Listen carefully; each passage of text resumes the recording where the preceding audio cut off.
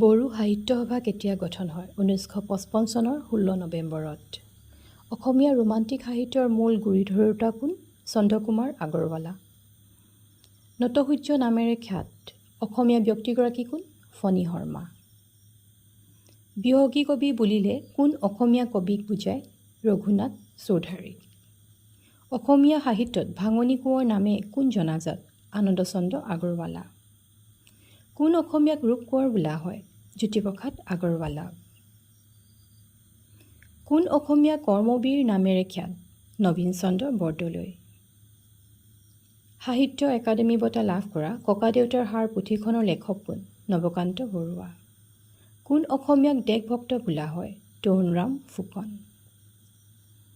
অসমীয়া চুটিগল্পৰ জনক কোন? সাহিত্যৰথী লক্ষ্মীনাথ বেজবৰুৱা। কোন অসমীয়াক কলাগুৰু বোলা হয়? বিষ্ণুপ্ৰসাদ ৰাভা। কোন অসমীয়া লোকপ্ৰিয় নামেৰে খ্যাত? ভাৰতৰত্ন গোপীনাথ বৰদলৈ। অসম সাহিত্য সভাই প্ৰকাশ কৰা অভিধানখনৰ নাম কি? চন্দ্ৰকান্ত অভিধান। প্ৰথম অসমীয়া অনাতাঁৰ নাটকখনৰ নাম কি? বীণ বৰাকী। অসমৰ প্ৰথম ICS কোন? আনন্দৰাম বৰুৱা।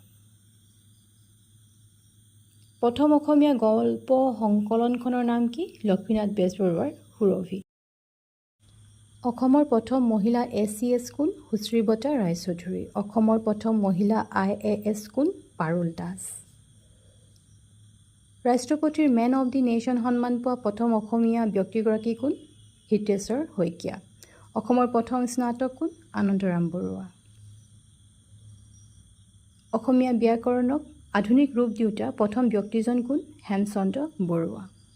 অসমৰ প্ৰথম ডক্টৰেট PhD লাভ কৰোঁতা কোন? মহিদুল ইছলাম বৰা। অসমৰ প্ৰথম ভাষাতত্ত্বৰ ডক্টৰেট কোন? ডক্টৰ বাণীকান্ত কাকতি। অসমৰ প্ৰথম মহিলা স্নাতক কোন? শুক্লতা দুৱৰা আৰু সুধালতা দুৱৰা। খ্ৰীষ্টিয়ান ধৰ্মৰ প্ৰৱৰ্তক কোন? যীশুখ্ৰীষ্ট। ইছলাম ধৰ্মৰ প্ৰৱৰ্তক কোন? হজৰত মহম্মদ। ভাৰতীয় জাতীয় কংগ্ৰেছৰ প্ৰতিষ্ঠাতা কোন? এলান অক্টেভিয়ান হিউম। পাৰ্চীসকলে ঈশ্বৰক কি বোলে? অহুৰ মাজদা। শিখ ধৰ্মৰ প্ৰৱৰ্তক কোন? গুৰু নানক।